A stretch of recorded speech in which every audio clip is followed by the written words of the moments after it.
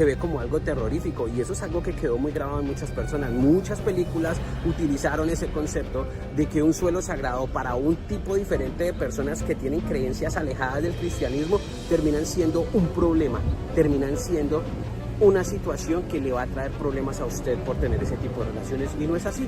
La naturaleza en sí misma es un cementerio. Todo el lugar en donde estamos de pie nosotros ha tenido muerte, ha tenido sangre, ha tenido una cantidad de cosas, y no por ello van a venir los fantasmas a acosarnos. Pero la religión es así. Además, tengan en cuenta esa postura tan horrible de racismo, esa postura tan incómoda de muchas personas que vienen a acoger y decir que una cosa por el hecho de no compartir la mayoría